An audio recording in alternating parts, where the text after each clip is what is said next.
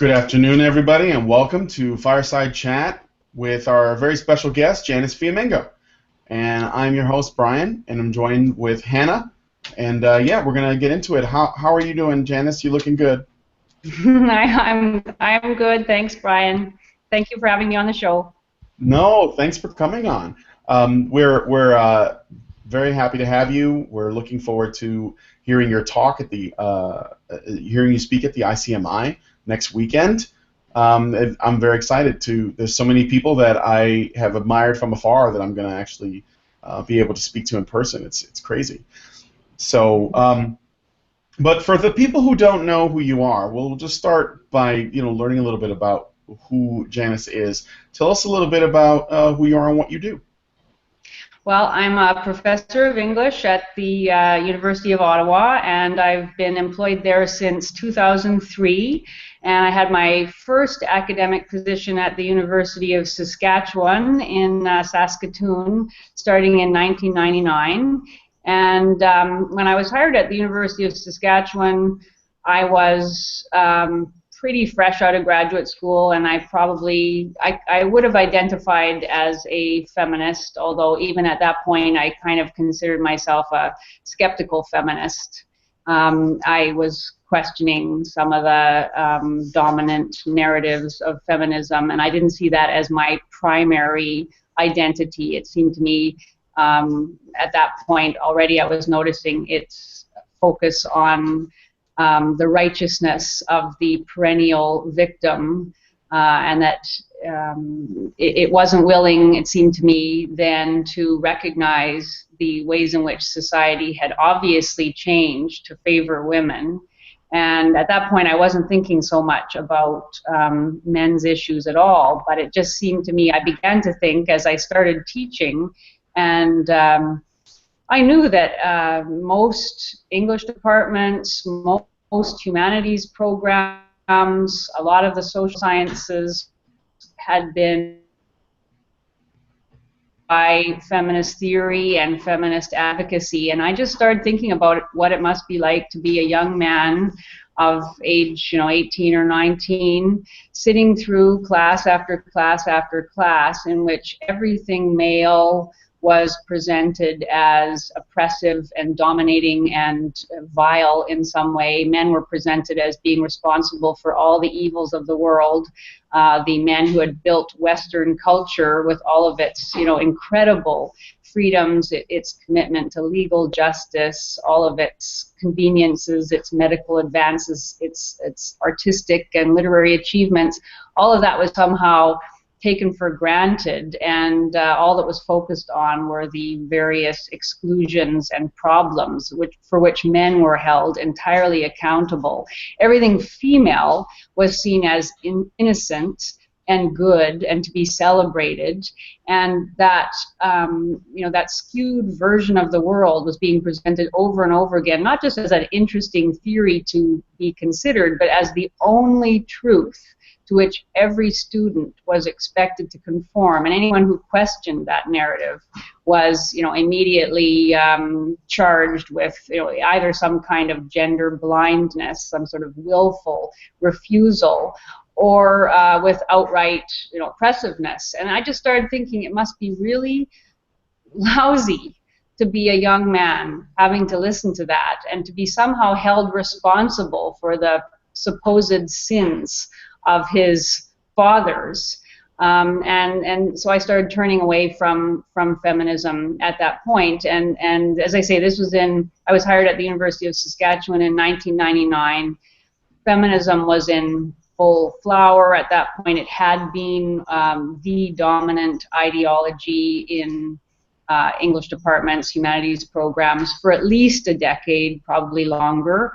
Our department was, at that time, very much engaged in increasing its cohort of women academics in the name of justice. And I felt really uncomfortable with that idea right from the start. It just seemed to me bizarre to think that one could identify an injustice of the past, and of course I wasn't convinced, and I'm still not convinced, that that is an injustice, that the fact that there were more men teaching as academics in the English department necessarily meant there'd been any discrimination in the past. I mean, it was simply a fact of history. But even if I had been convinced that there were fewer women than men teaching in the English department proved some sort of injustice, the idea that to correct that injustice was to discriminate against male applicants over a period of some years of hiring, that was a way to correct the injustice, seemed to me outrageous. And so very early on, I noticed that whenever I tried to articulate that very common sense idea, it would be immediately turned away. Nobody was really willing, except maybe in a few cases in private, nobody was willing to actually engage with the ethics of discriminating against men in hiring. And so for all the years I was at the University of Saskatchewan, 4 years, and I essentially left because, I mean, there were a variety of reasons, but predominantly I left because I couldn't stand the politicization of that department. There were a lot of nice people there. I loved Saskatoon, but the entire teaching of literature had become a politicized activity, which was much more about, taking ideological positions and virtue signaling through those positions than actually studying literature and being interested in what it tells us about the human condition in various times and places. Anyway, so the 4 years I was there, we hired, I think, 5 new people, and in every case, the push to hire women and the forms of dishonesty and discrimination that entailed, and the denial of any interest in the merits of the candidates was so disgusting that it turned me off feminism forever. There were other issues too, but by the time I got to the University of Ottawa, I didn't consider myself a feminist anymore. And gradually over the years, my disenchantment and my active opposition grew. And it was finally, I guess, the ultimate moment was seeing the protests that my now friend Steve Boulay filmed at the University of Toronto, the famous Warren Farrell protests in which men attempting to attend Farrell's talk were screamed at by young, radical students trying to bar the doors to that talk, who had been encouraged to attend and protest by their professor and endorsed by the CUPE union. Seeing that really crystallized for me everything that had gone wrong in academia as it had given itself over to social justice activism, and I think really flipped me into a kind of men's advocate. At that point, I hadn't known that there was such an organization as CAFE, the Canadian Association for Equality, which had just formed around that time. That was in the fall of 2012. And so I contacted the organization and said that I was in Ottawa, obviously not in Toronto, but that if they were going to start an Ottawa chapter, if I could be a mentor to male students encountering feminist indoctrination at the University of Ottawa, I'd be interested. And so that was how, then I started giving. I gave a few talks, and that was really the beginning of my career as a men's advocate. Wow, that's awesome, and very. There's so much that I want to speak to in that. One of the things that you mentioned, you're an English professor, right? Yeah. You still do that, and yeah. I was just having a conversation with someone about how literature had changed. Actually, I was talking to Hannah about this, and I was wondering. Have you noticed that students normally are sort of expected to read in college courses, that how they've changed, or like how sort of like the accepted literature may have changed? Because I've seen articles about, for example, that you can't read Shakespeare because Shakespeare. We have to have more female authors, or we have to have more authors of different backgrounds, like more diversity. We have to remove these old ways of doing things. Or in, I believe Christina Hoff Sommers has talked about how in her experiences that literature that boys tend to enjoy has been removed from curriculums, and they don't get to read like Treasure Island or Huckleberry Finn or or Bram Stoker's Dracula or any of these things that are considered classics, but rather when I was in grammar school as a young man.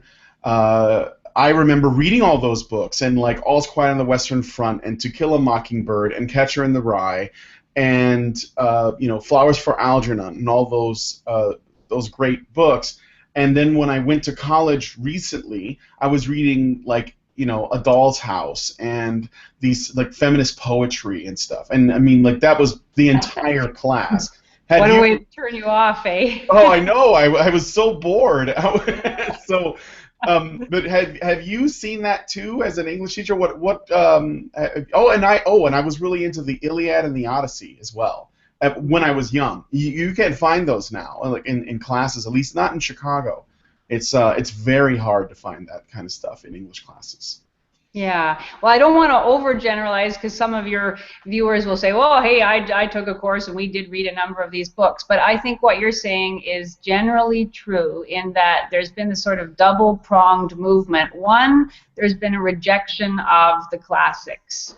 And I mean, this is undeniable since probably the late 1960s, early 1970s, there's been this move to revamp the teaching of literature, to make it more relevant, to make it more contemporary, and also to make it more inclusive and representative. And that tends to mean that the teaching of what used to be called the great tradition has been rejected as elitist, as exclusionary, as telling only part of the story of humanity, excluding women and people of color and Aboriginal people and people with disabilities and all those kinds of things.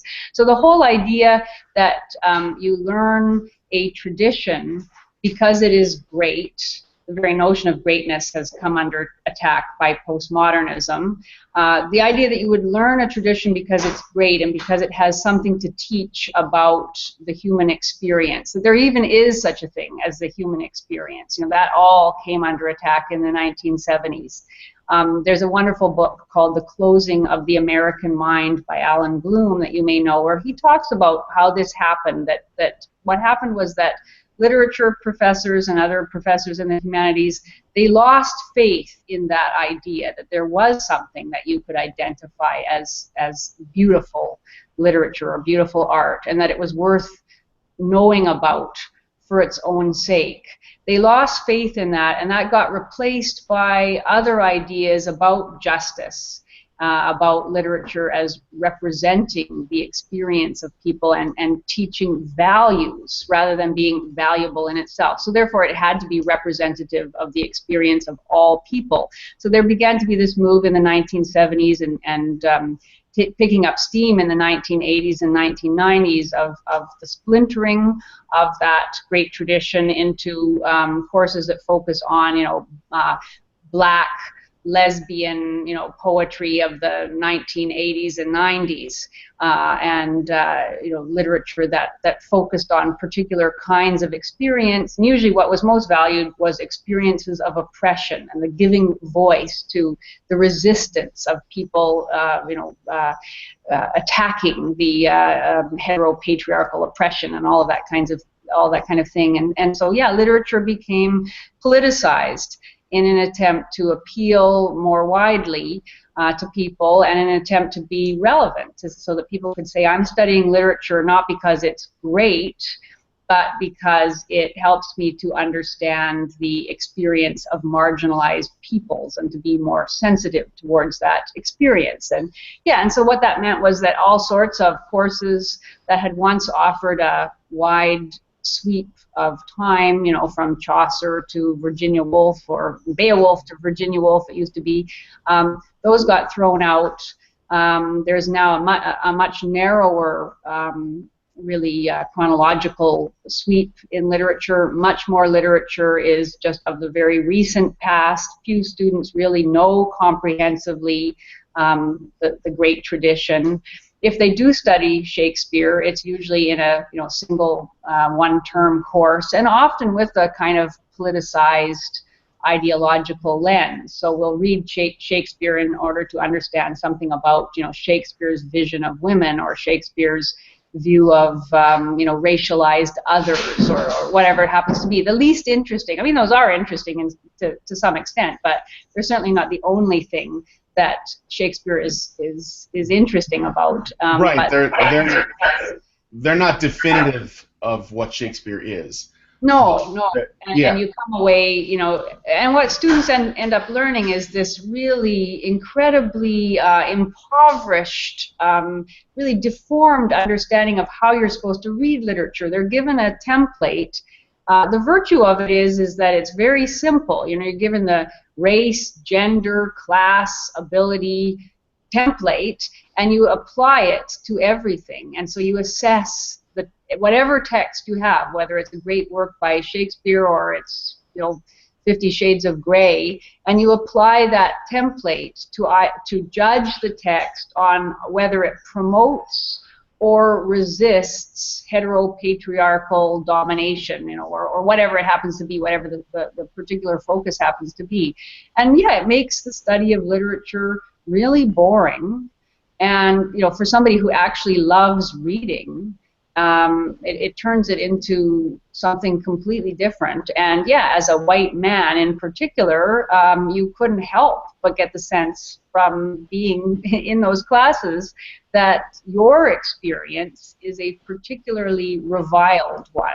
That you are the thing that must be resisted, and that in order for you to be acceptable in the classroom or in the world, you have to open yourself to the experience of the other, and you have to feel shame for your role or your identity category's role in oppressing others. And yeah, it's really it's a very narrow way of approaching literature. I think it turns a lot of people off, and it's, I think, going to kill the study of literature. And my hope actually is that it will kill it quickly, so that maybe something good could be reborn from that death. I hope that a future generation, probably not in my lifetime, but that a future generation of young scholars will rediscover literature and will actually come to it and say, let's read this for all the other things that it teaches us about our culture and other cultures, for the ways it helps us to think about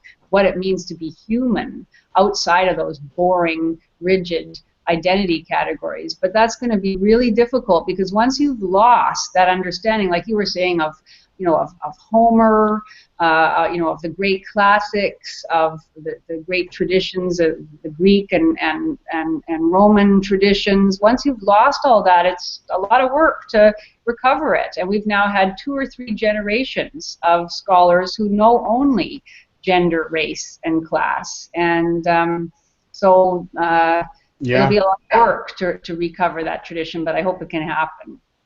Yeah, absolutely.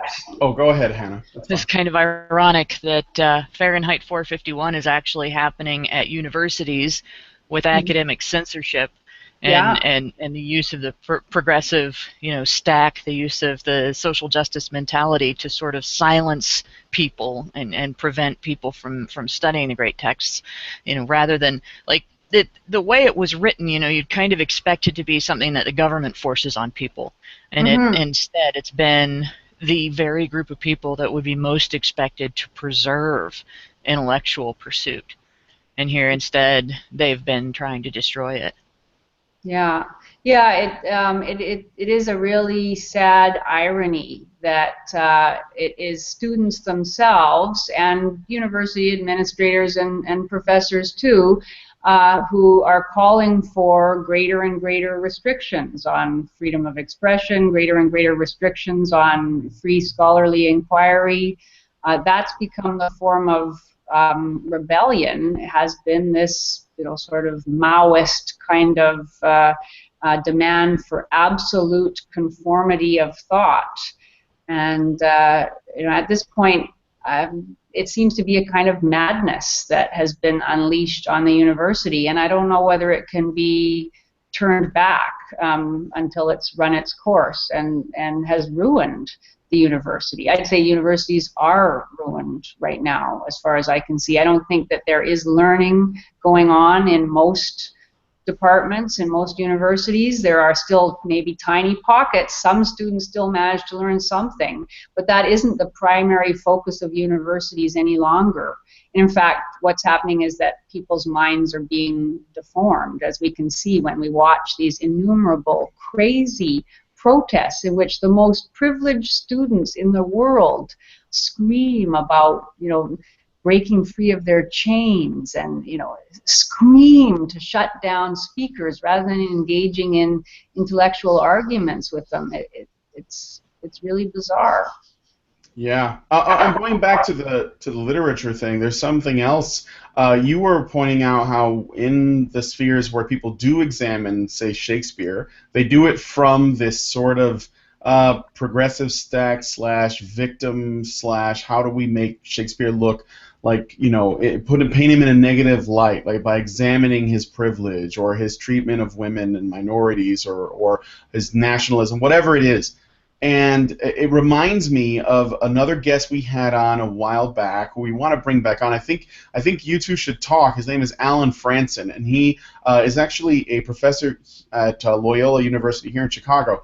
And he was examining the way in which a lot of academics in Chicago universities were taking stories like Beowulf, stories of knighthood, stories of sort of like medieval war stories, and queerifying them, making them essentially trying to inject progressivism into it, trying to put things there that are not there instead of examining it for simply what it is. And he actually wrote a few books about it, and he's best known for an essay he wrote called The Fog of Feminism. And we had him on discussing that, and he was saying that essentially, that there's people who are trying to insert their worldviews, their sort of postmodern standpoint theories into works of literature that would normally not be considered the kind of progressive stuff you're supposed to read, like I mentioned before, A Doll's House or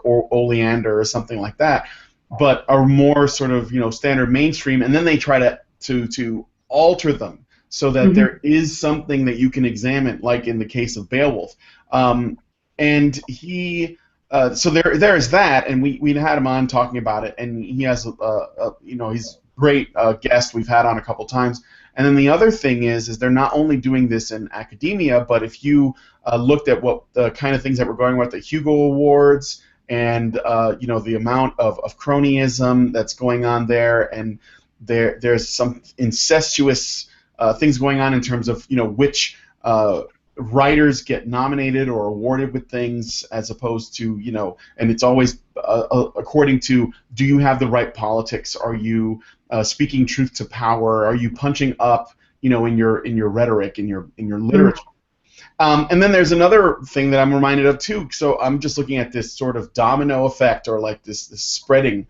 There was recently another awards group I can't remember the name of, but the trophies used to be the bust. It was like the head of H.P. Lovecraft, and they actually wanted to get that eliminated because H.P. Lovecraft was, in their mind, he was a racist, and I think he was a sexist too, or something like that, and because of the kind of he was. What? What was that? I'm sure he was a sexist. Oh yeah, sure he was. But I mean, but did he write good books, right? I mean, that's the question.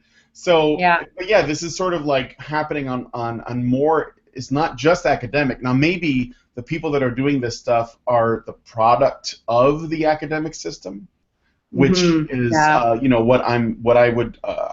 wouldn't think it's too much of a stretch. Like Ender's Game has also that's supposedly really popular books with people, but no one wants to confess that the author is I think he's like a devout Christian. C.S. Lewis is also has written great books, but there's a rejection of his work because he's a Christian. I mean, Yeah. Tolkien is, was religious, if I remember correctly. Of course, yes. Yeah. Mm-hmm. So Yeah. we're just looking at people coming after work for what I believe is all the wrong reasons. And, yeah. Oh, absolutely. I couldn't agree with you more. And I think probably, that mindset, that Procrustean mindset in which everything has to get squeezed into this tiny, this tiny lens in which everything is judged on whether it resists the dominant ideology or whether it produces or is complicit with the dominant ideology. I mean, I learned that that's the primary thing you should do as a cultural critic, is assess in what ways it resists, in what way it is complicit.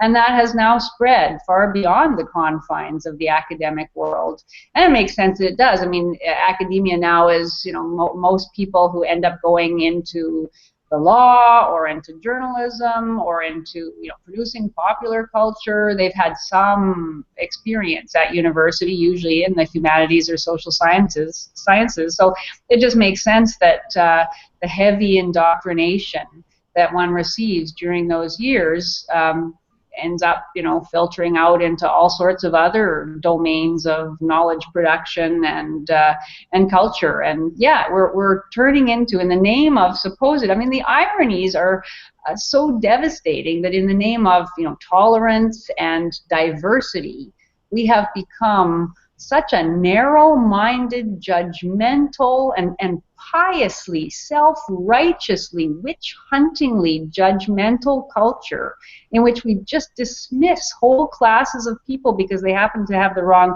skin color, or the wrong, as you say, because they happen to have been religious or whatever, rather than actually doing the intellectual and the empathetic work of trying to understand what it would be like to live in, whenever it is, the early 16th century.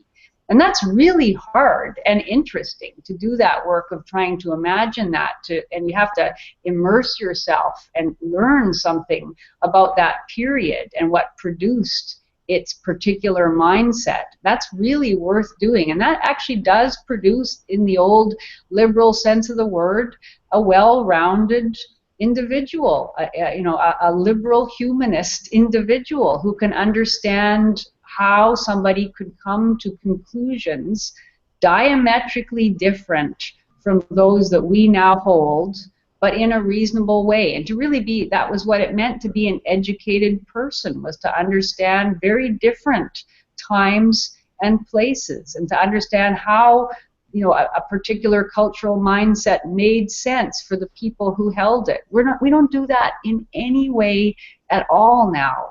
And yeah, it ruins everything. And what these people don't seem to understand, and I just see it over and over again, the glib dismissiveness, the pious complacency, the belief that they're the best people, and they know the answers to everything. Everybody else is just, who thinks differently, is just benighted in some way. They're no different from the pious, Anglican church attender of the early 20th century who sniffed at a Presbyterian or a Baptist, because they were different and were lower class and obviously didn't have a lean on the truth. These people are just the same, more narrow-minded, if anything, willing to destroy people's lives, as we see now with these Twitter harassment cases and feminist witch hunts, attempts to get people fired from their jobs simply because they think differently on an ideological issue. The meanness and the punitiveness of it is shocking, and it's actually being bred and reinforced in the university, which was supposed to be the place where you learn to be, a more tolerant, broad-minded person. So, yeah, it's really sad. It's funny. Their behavior actually undercuts some of their stated goals too.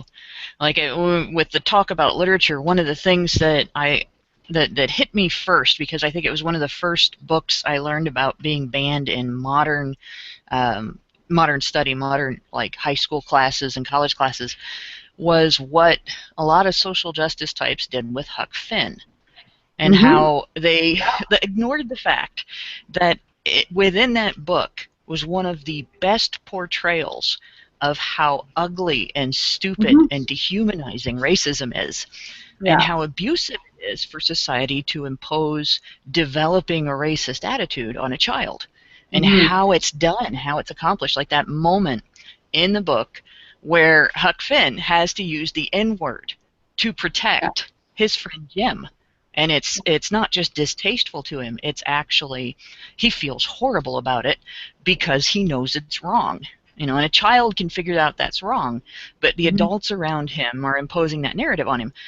And these social justice types will treat that book like a racist book because they don't have that sense of nuance and understanding to look through the actual text of the book and read and realize this is a condemnation of racist attitudes and of community racist attitudes, and what happens as children develop in those communities, that what they lose as they're growing up, and what it does to the people who are the victims of that racism and everything, what they lose in their lives. And the book was so nuanced and so great, and it was something that, you know, teaching that book in a course is a great thing for a teacher, a great way for a teacher to be able to communicate a lot about life to students. And it's been taken away from so many students and so many teachers because that lack of nuance in social justice mentality prevents them from developing an understanding of it. And it actually, you know, it undercuts their anti-racist narrative. It undercuts the ability to look at that and say, hey, you know, look at how stupid and ugly and dehumanizing this behavior is. Yeah, I mean, any reasonable person reading Huckleberry Finn thinking that it would harm anyone reading it, whether it happened to be a white reader or a black reader or any other reader, it is such a humane book in every way. Anyone, you know, with an ounce of understanding would know that that book is not going to harm anyone, and yet simply because, I don't know, I'm not quite sure, simply because it evokes a time when the word nigger was used regularly, evokes it in a very condemnatory way, that's going to cause so much distress that it shouldn't be taught. On the one hand, you know, the vitriol with which social justice warriors persecute their opponents, and on the other hand, the sensitivity that they seem to manifest merely, you know, through the use of a single word that they see as so devastating is really bizarre. I remember about 10 years ago being at a graduate student conference at the University of Saskatchewan. Well, it must have been more than 10 years ago because I left there in 2003, but in about 2001 or 2002, I attended a graduate student conference, and one of the students was talking about this very issue, Huckleberry Finn, the use of the word nigger, and the kinds of pedagogical issues that raised, you know, how you teach a book like that. And you know, it's an interesting topic because one does have to think about those things if one's teaching the book, especially in a mixed race class.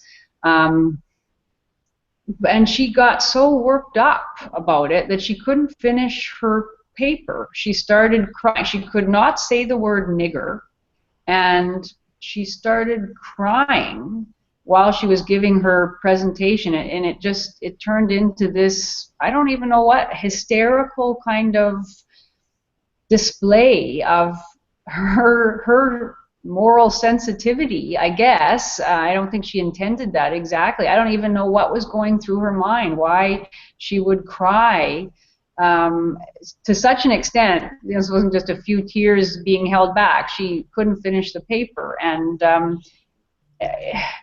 I don't know. It was embarrassing to think that a 27-year-old woman couldn't give a paper on this issue, the issue that she had chosen to talk about and had presumably thought about fairly extensively before giving the presentation. But you know, it's that sort of ultra irrational kind of indulgence in one's own emotions around a word that relates to a text written 150 years ago.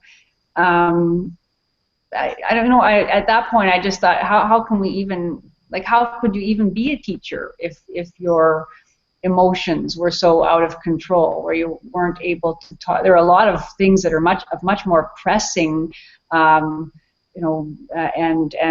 emotion-generating meaning going on in classrooms all of the time. But if you can't even give a presentation that you've already prepared and thought about, it indicates a level of emotional self-indulgence that suggests you're not actually intellectually capable of doing this level of thinking and study. And yet that was taken as proof that she was a really very forward-thinking and, right-feeling kind of person. And so much of what passes for maturity now is actually a kind of emotional adolescence. But as long as it's displayed in the right ways, that's seen as politically correct. That we have become actually a really anti-intellectual culture in general. Mm. Yeah, people who cannot control their own emotions will, in fact, try to control other people's behavior. Mm-hmm. is really at the core of it. Yeah. As an academic, in a world full of these sort of social justice-y focused social justice academia, do you run into much resistance? Do you have do you run into a lot of SJWs at your job, just going to teach in classes, whether they're in the form of students or other professors or anything like that? It's a complicated question. I have to say that in general, I feel very dispirited about academia. Probably, you're probably not surprised to hear that. And so I find it just dispiriting, morally kind of draining. I feel defeated in my job when I look around and see what is being presented as knowledge, and just the refusal to allow free debate, the absolute ideological uniformity of opinion in my discipline and in other disciplines all across North America, really all across the English-speaking world, as far as I can tell. So that makes me feel kind of defeated and hopeless. I haven't personally really experienced, like in my day-to-day life, I haven't experienced, hostile resistance or anything like that. Partly because I don't teach as an anti-feminist, and I mean that's part of my shtick. I deeply believe that when a professor goes into the classroom, he or she should really become a different person and should, as much as possible, leave behind personal convictions and even to the extent that it's possible, really leave behind ideology. I think the classroom should be a space where people discuss, especially the literature classroom, where you do your best to present the text in its best light, to show students all the ways that it is incredibly complex, all the different ways that it can be read. Ideally, if it's a beautiful piece of writing, to show them why it is, or why it's powerful, and to encourage students to figure out different ways of reading and engaging with the text. Leave aside the self as much as possible, or at least, that's not quite right, but in which you perform yourself reading in a way that is as non-narcissistic and non-emotionally juvenile as possible, and where you take on different readerly identities in order to engage fully with the text. So I don't present my own opinions. Some students might know what they are, but that's not my point when I go into a classroom. I really just try to do the best for each literary work that I present for students and help them to see all the different ways that it means, all the brilliance in the way it was put together, and to get students excited about that kind of reading. So in the classroom, I am sometimes dispirited by students, generally by students' lack of interest in that kind of reading because they've been trained in a certain way. My colleagues are very kind to me. I'm sort of like, I'm on the way out. I'm looking towards retirement. I can't wait to be able to get out of the institution of academia. When I used to, I don't go to conferences, literary conferences anymore. When I used to go, I felt depressed, not because people were personally hostile to me very much, but just because it was so clear that nobody is actually interested, or very few people are actually interested in having debates about ideas. They're interested in participating in an echo chamber in which everybody maybe quibbles about some issue and some, hair-drawn distinctions, but in which there is no real argument about anything. So yeah, aside from the times when I've given my talks, and that's been not really unpleasant, but it's been silly. And I'm involved. There's now an Ottawa chapter of the Canadian Association for Equality, and I'm involved with that a little bit. And this past year, we just formed, essentially last summer. It's headed up by a guy named David Shackleton, who's been involved in men's issues advocacy for many, many years. He's written a wonderful book called The Hand That Rocks the World, playing on that cliche of the hand that rocks the cradle, talking about women's power to shame men, and how he sees that power as having really come to dominate all discussions about gender relations and men's issues. Anyway, and we've brought in various speakers, and David really believes, much more than I do probably, in a kind of advocacy that tries to engage respectfully with people who hold contrary opinions. He wants to have dialogue around all of these contentious issues, relating to feminism and men's lives. I've given up really on trying to talk to radical feminists. I just find it too tiring. But anyway, so he's the ideal person. He's a gentleman. I think he was probably a hippie, in the early 70s, but gradually, and probably a feminist, and came to see how destructive and how vindictive feminism was in its attitude towards maleness.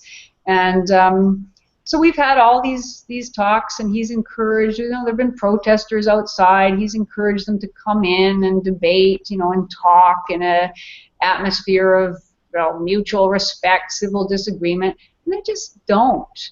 They're just, it's unbelievable, really. They just chant and scream, call everybody rape apologist scum, and they scream obscenities. No matter who we have, we had Paul Nathanson speak to us.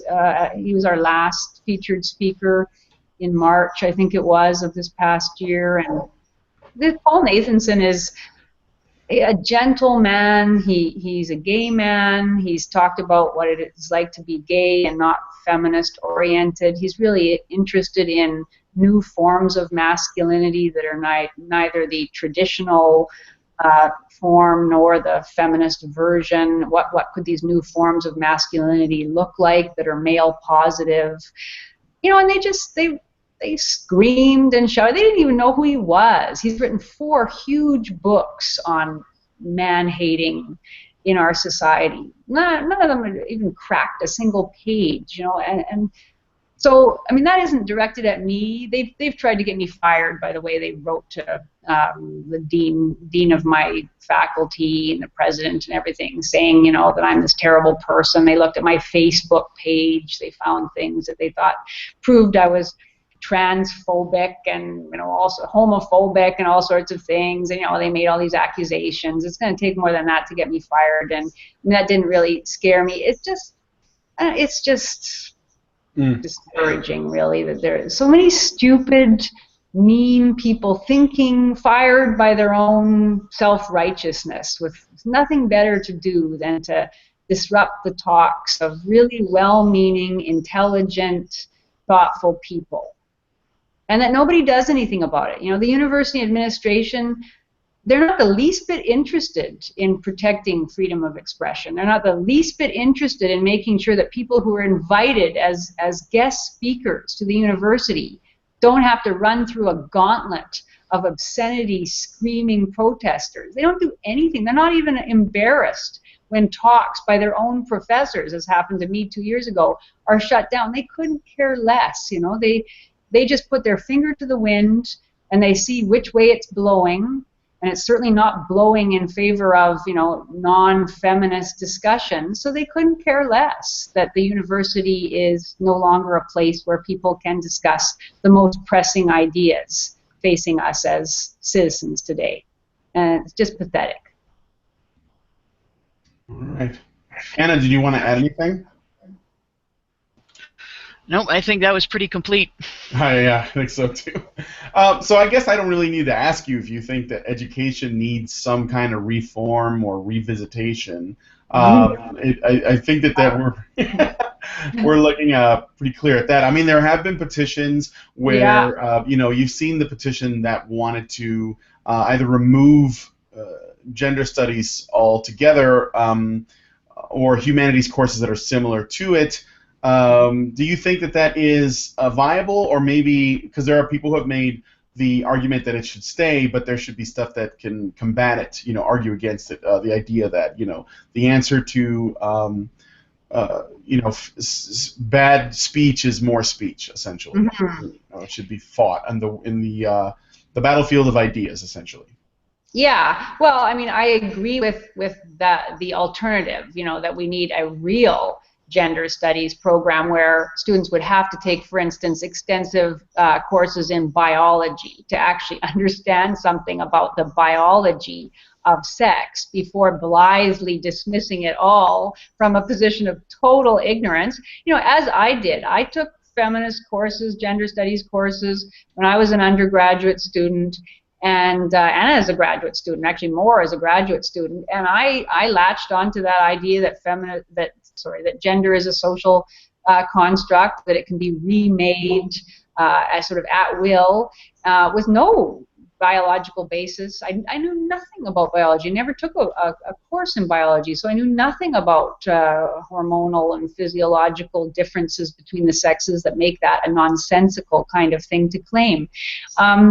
So I agree with the critics who say we do need to understand this issue of gender in our society, since it's so much at the fore of so many public conversations, but we need to do it in an informed way. But is that going to happen? Like, what are how would that happen? Every single person teaching in the thousands of gender studies programs across North America and the whole English-speaking world, every single one is a radical feminist ideologue. Or are we going to fire them all? Or are we going to just retrain them or something and expect that they're going to be happy about changing the nature of what they teach? I mean, these people believe in the way that one believes in a religious faith, that this is their salvation. This is the salvation of the human race, is to remake society according to the tenets of radical feminist theory. So they're not going to do it. So I don't see how. I mean, I guess people like Miles Groth at Wagner College there on Staten Island, I know that he's trying to start up a kind of rival version called male studies rather than masculinity studies that would be a serious discipline, an interdisciplinary kind of study that would use the best insights from real psychology, from biology, from other social sciences, to actually make an intervention in the gender discourse that is an informed one, that isn't just ideological. And I wish him and people like that all the best, but honestly, I don't know. I don't see it happening. What we have to keep on and on pushing, but it's just not going to happen anytime soon, because the people who are being hired right now are ideologues. They have been given an ideological education. They believe that that's what they're supposed to do as teachers, is indoctrinate their students, because they believe our society is so evil, so riven by all of these forms of terrible discrimination that it has to be reformed. So they're going to be in those positions for 30 years, and they're going to resist to the last man or woman any attempt to change the teaching of their disciplines. So, you know, as much as possible, yeah, the university is supposed to be about the pursuit of truth. There should be no limits on that, even if the truth that one arrives at is an uncomfortable one. And yeah, we can have lots of debates about what we do with that, with those truths, those facts that we arrive at. The university isn't about that, hasn't been about that for decades. So, you know, I'm not very hopeful about how it can be reformed. Again, I think maybe the only thing to hope for is that it will collapse, because more and more people will recognize that university degrees are not worth the money that people are paying for them, that they're actually damaging the young people who are experiencing this indoctrination, and we can maybe start up online, you know, education or other forms of education. One can certainly hope that there will be groups of young people who say we don't want to learn in this way. We want to really be able to investigate and debate and pursue knowledge in an unfettered kind of way. And there are tiny pockets, Students for Liberty, you know, things like that. But I don't know, the mass tide doesn't seem to be moving in that direction, so I'm not very hopeful. Yeah, look, you know, it may end up taking. Oh, go ahead, Alan. It may end up taking another route entirely, and it may be a from the students up route that it takes, but it might end up being because of the financial end of it. Because what you're seeing now, like, it happened with my generation to a degree. But with my kids' generation, it's rampant, where we have tons and tons of students, especially girls. But it's also happening with guys, where they graduate from their university with a 4-year degree, or even worse, where they've actually spent enough money to get their master's or even their doctorate in something that does not make them more employable, or if it does, it doesn't, you know, it doesn't help them pursue a career that they're passionate about, or it doesn't help them pursue a career that's going to even support them enough to pay off that debt, and, you know, that they've incurred as they're studying during the years at university. And one of the things I brought up when we talked, we had a, God, I can't even remember which university we were at, but we had a panel and we talked about this. And I said, you know, is it right for your government to back student loans for degrees that the student is then not going to be able to pay off, because the taxpayer is going to pay off those loans? It goes into a STEM profession and comes out of it with the ability to sustain themselves and their family, is going to end up paying for the student who goes to university and studies underwater basket weaving or 14th century French poetry and comes out prepared fully to be a barista at you know, Starbucks. And would you like some philosophy with that coffee? You know, would you like some philosophy with those fries? And it may be that students are going to end up having to go back to their government and say, you know, have some standards for what you're loaning money for. If I wanted to buy a car, my bank would not loan me money if they think I can't pay that loan off. You know, if I want to buy the chance to get a degree, my government shouldn't be backing a loan for that money if I'm going for something that's not going to give me an income that I can pay that degree off with myself, and somebody else isn't going to have to pay it for me. You know, and it may be that that's going to eliminate a lot of the fluff, and it's going to eliminate a lot of the indoctrination, because indoctrination doesn't create anything that makes any kind of a profit, and so it doesn't create sustainable jobs. Yeah, maybe. I mean, I wouldn't necessarily want to outlaw the degree in 14th century French poetry, because I think there is a place for purely curiosity-driven, intellectual inquiry of the sort that doesn't necessarily lead to any kind of guaranteed employment.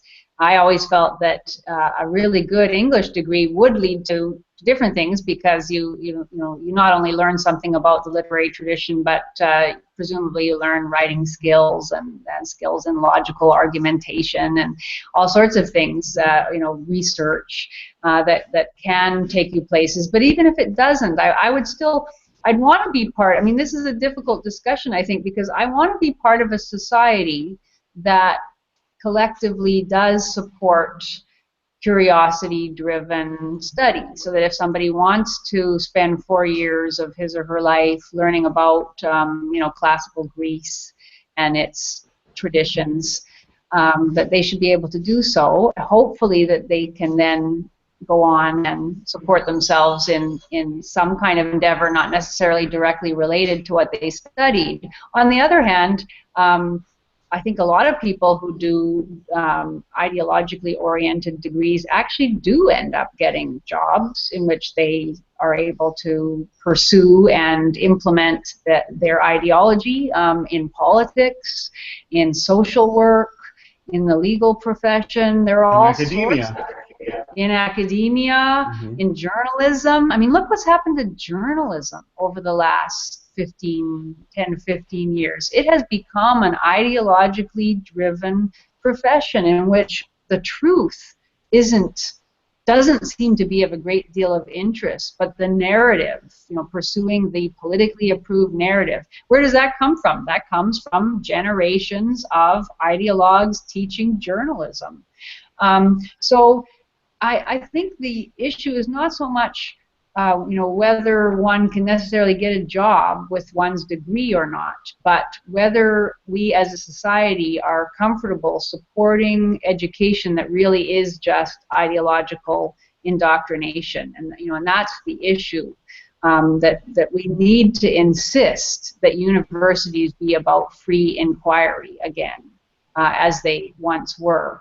But, again, how that, I hope students will be at the forefront of that insistence. I just don't, and there are some student voices being raised about that issue, but there's an awful lot who have drunk the Kool-Aid. And the thing is that when you're that age, you really want to be part of a righteous cause. It is incredibly pleasurable, to raise your fist and scream against whatever it is. And if you can be convinced that your society is riven with all of these forms of oppression, and that as a woman, you are uniquely oppressed, and that makes you special, and that you're courageous to stand against it.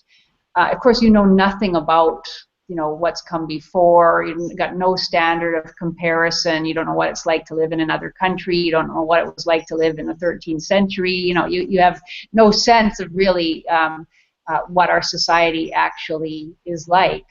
But if you can be convinced that you're an oppressed victim, I think actually it's almost like something happens to your brain at that point, and you need that rush of believing yourself active in a righteous cause, and then it's hard to reason with you.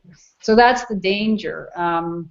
And it's a lot more fun to learn about your oppression and to become a social justice warrior in university than to actually learn about 14th century French poetry, which requires a lot of hard work, learning a different form of the language, learning the tradition, all the rules that govern the production of that poetry, the cultural context that made it meaningful, all that stuff. And that's often really dry and dull, and it just requires sitting in a room alone, reading a lot of things. And but if students can voice their desire to actually be educated rather than indoctrinated, that's the only thing that can save us. See, I would question whether it's right for that student to be able to command somebody else's dollar for that. If they're not going to be able to prove that they've got a game plan coming out. Now it's one thing if like if you go for a business loan, you don't just necessarily have to have collateral. A lot of times if you go for a business loan, they do want to see some kind of a game plan. Okay, how are you going to make this successful? And if you don't have a good game plan, if you don't have a good statement on how you're going to create a successful business, you don't get the loan. And I can see that with university as well. You know, it'd be one thing for a student who goes in and you know, well, I have no money, but I want to take out $150,000 worth of loans that I'm not going to be able to pay back, so I can study this thing that is my hobby. It's another thing for them to come out of it and say, well, my plan is when I get out, I'm going to write this book. I've already got some of the research done, and I believe that it's going to sell. Or when I come out, I'm going to go and teach in this area. You know, things like that, then it's a worthwhile investment for the public.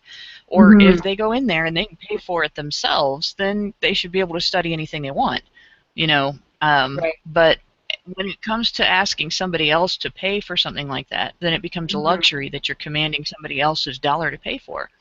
And it's just not, you know, it's not really all that different than theft. You know, as far as the indoctrination factor goes, yeah, it's a lot more fun to study those things. But at the same time, I think the majority of students that come out of those courses, you know, journalists that I've worked with, I think I've met one person that actually worked in the field that had a degree in that area. And his, well, no, two, because my dad's got a degree in that area now too, but his initial degree was in education. And he got his master's in mass communications. But that was not something that, like, every newspaper that I've worked with and the newspaper people that I've worked with as a newspaper worker, as a photojournalist, and as a layout and design worker, none of them had degrees in journalism. I saw English degrees and I saw people with no degree at all, but very rarely did I see somebody that had gone through 4 years of classwork and studying to become a journalist. And the only other person I know that did had a bachelor's degree in journalism, came into the newspaper where I worked as management and as an editor actually, and lost half the newspaper's circulation during his tenure there. So I mean, this is something where the profession isn't necessarily all through university. There are many people that go into it, and this is, you know, the same thing is true with women's studies. A lot of people go through those women's studies courses and they come out and they don't work, or, you know, they don't work in the field, or they go into psychology, or they go into journalism where they didn't actually take journalism courses, they just took women's studies, you know, or they don't do anything, you know, and it's one of those things where if they were told they needed to have some sort of a game plan, it would make it more difficult for them to just go through there, spend somebody else's money, and come out indoctrinated without any kind of value added to what they're doing.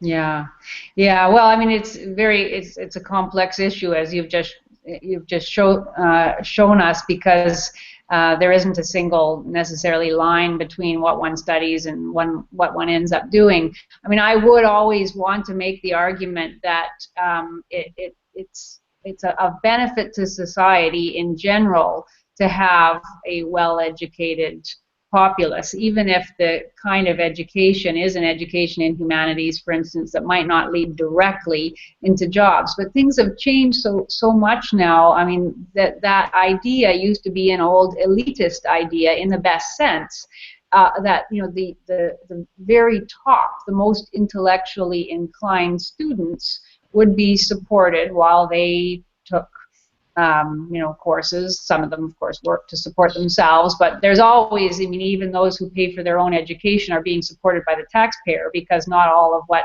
you know, what a student pays for their education, that doesn't cover the whole cost of the education. So society in general, taxpayers, even people who themselves didn't have an education, are still paying to support those students.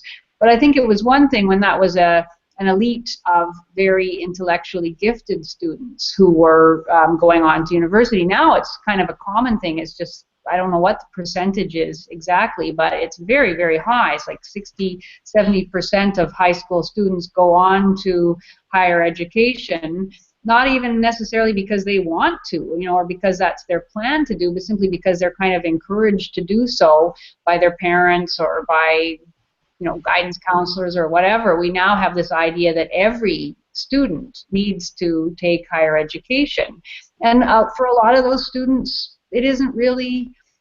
It's not something that they are even necessarily intellectually equipped to benefit from, or emotionally ready for, or just interested in. And so the whole philosophy of what higher education is supposed to do, I think, needs to be re-examined. And that's a whole other issue that we have to discuss as a society.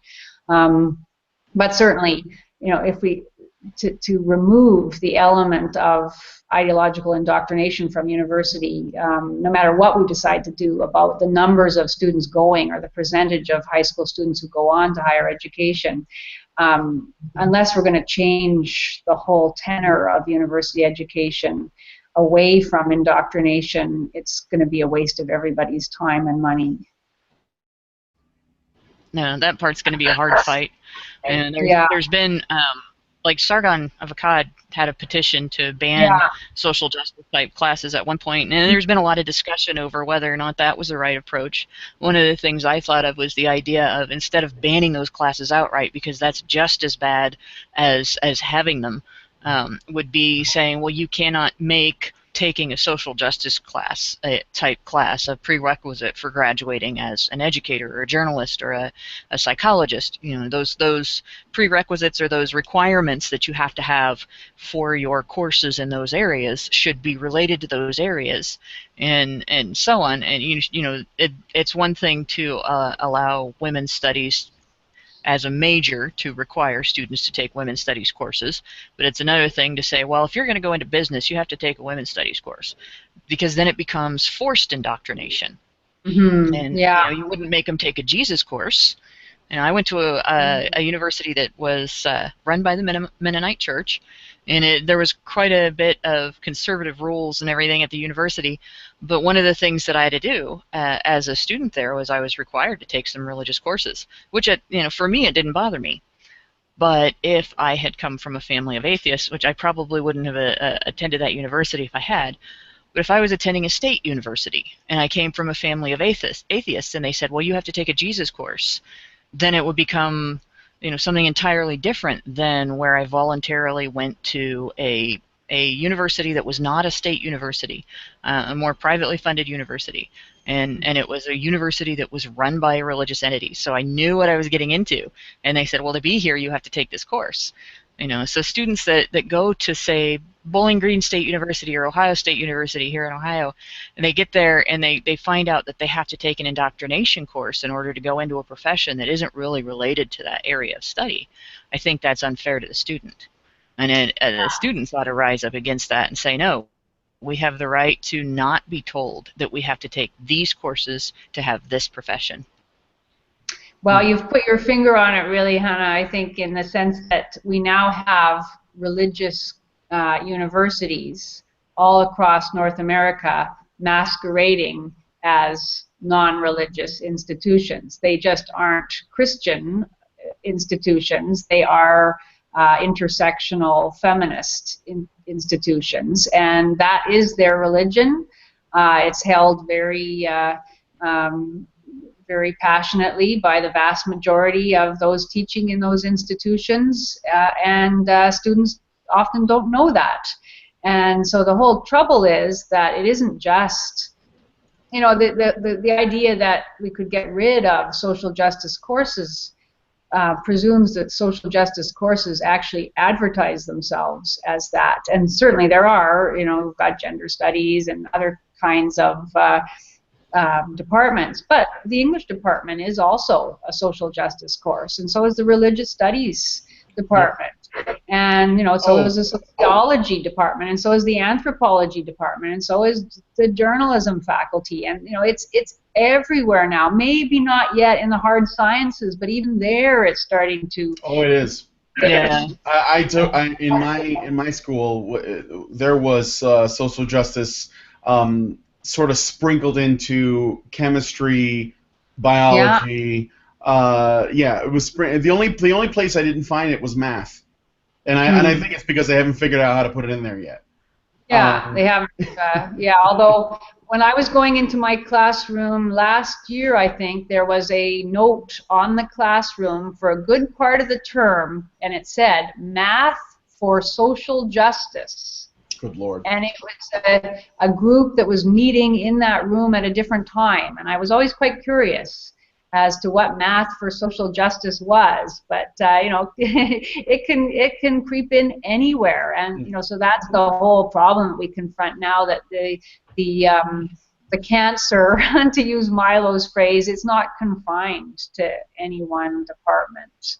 Yeah, I think it's 1 + 1 equals rape. I think that's basically what it Math is. for social justice, 1 + 1 equals rape. Yeah. Yeah. Yeah.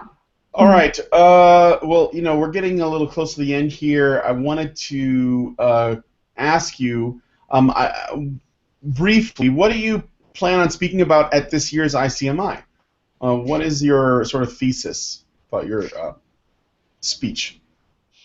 I want to just focus on some of the issues we've talked about here, but more generally, what it means to be a young man at a university. What are the kinds of experiences that a young man has at university, and how it is that the university makes young men realize that their perspectives and experiences are simply valued less than those of female students, that their well-being, their success, and their equal treatment matters less to the university than the well-being and success and special privileges of female students. And I'm just going to talk about some recent experiences that young men have told me about, and just look in general at all the various ways in which men are outrageously discriminated against in university, and and told that they are disliked by their society, that there's something wrong with them as men, and which anybody could, just a reasonable person can see that that's not a good idea if you want to have a effectively functioning society, to tell one half of the society that they are inferior in the core of their very being. And so I'm going to look at some examples. I don't think what I'm saying is going to be really news to anyone at that conference, but or surprising. I hope I'll be able to say it in a way that's rousing. And I'm going to try to offer a few suggestions about how we might think differently about resisting what's going on in university. But I mean, as I've made clear to you here, I don't really have any obvious answers, except that we have to keep identifying the man-hating ideology that calls itself equal rights feminism. We have to now start identifying it as the dominant discourse that it is. It keeps pretending that it's somehow still marginal and liberatory and subversive and sexily revolutionary, when of course it's not. It is now the dominant discourse. It is the mainstream, and it needs to be called out as that every chance we get. But of course it is also so punitive, so securely in power, that any man at the university who tries to speak out about it is vilified and punished to an atrocious degree. And I'm going to look at a few examples of various forms of resistance by male students, and the kind of hard time that those men have been given, and the messages that are being spread to other men who might be thinking about resisting. Right. Well, I got a question here from the chat. Thank you, Hannah. Tiberius Kirk asks, he types, please ask about discrimination against white men in academic hiring committees. What chances do I have of getting in the door with my PhD, white skin, and penis? Well, yes, probably the person who asked that question may have seen that the University of Melbourne, I think, if I'm remembering correctly, just recently advertised 3 positions in the math department for women only. Men need not apply. And this was presented not as an outrageously radical move, but as a first step. You know, and this is after decades of female affirmative hiring. That, you know, now what was sort of covert and not entirely honestly practiced is now being overtly practiced. Just don't bother to apply at all as a man. There is discrimination against white men all across the university system, and I don't know what to say about it. I mean, it's been going on for so long, introduced first as a kind of temporary measure, but, you know, now decades into implementation and still going strong. It's outrageous. All I can say is that I hope there is some way that men can launch a class action suit against it. I don't think there is, though. It's legal. That's the outrageous thing. So men know they have to be twice as good to get hired, and they will have to continue to be twice as good even once they're hired in order to get promoted, to get the grants, to get the special positions. Yeah, he's absolutely right. It's terrible. And if I were a man wanting a career in academia, I would never stop being angry about that. And I am angry about it.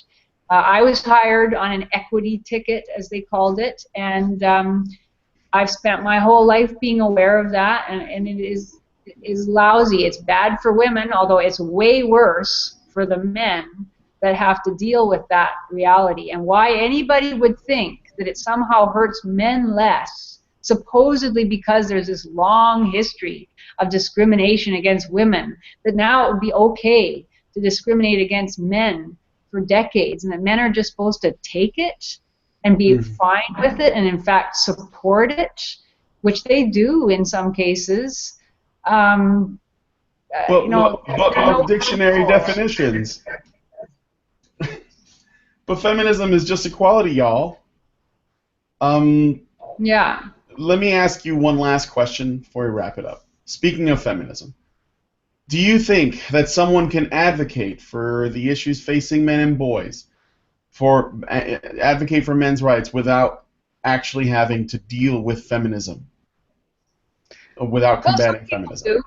Yeah, well, I mean, people do. There are a lot of men who are being very careful, you know, to make feminist comments and to simply focus on the experiences of men and to say that, you know, this isn't anti-feminist, that we want to continue to advocate for girls and women's well-being while also, you know, et cetera, et cetera. As I said, my friend David Shackleton is very interested in doing that. They're wonderful people engaged in that. I don't see how you honestly can, in the sense that it is feminist policies that are discriminating against men and boys. And so it's impossible to talk about the situation that boys and men are in right now without in some way engaging with the intentions and the effects of feminist theory and feminist advocacy. So people are doing it, and I wish them, you know, all success. But ultimately, I think one is going to have to take on the feminist juggernaut and name it. Yeah. Hannah, I'm going to throw the question to you too, just for the heck of it. I'm sorry, Brian, that didn't come through at my end very well. What was that? Oh, the question I asked, can someone advocate for men's rights without combating feminism? Can someone advocate for what without combating feminism? Men's rights, the boys' issues. Well, it actually ends up depending on feminism. Whenever men's rights activists attempt to advocate for legal reform for men's rights, such as like reform in custody arrangements, reform in the legal end of it, where, you know, you go to court and you're not discriminated against and things like that. When men's rights activist groups or when fathers' rights groups have advocated for instance, for equally shared parenting laws that make the default in uncontested cases 50-50 custody, groups like the National Organization for Women and other establishment feminist groups that have been informing law and policy for decades, they come out and they misrepresent the advocacy, and they misrepresent fathers, and they misrepresent the experiences of mothers, and they use those combined misrepresentations to oppose that reform. They've done the same thing in opposing reform of domestic violence law. They've done the same thing in opposing reform of alimony law. So we end up combating against feminism because feminists combat against men's rights reform. The minute we fight to treat a law that is passed that affects the consideration for human rights of any group of people, to where that reform would include consideration for the human rights of men and boys, feminists oppose it. So they pit us against them themselves.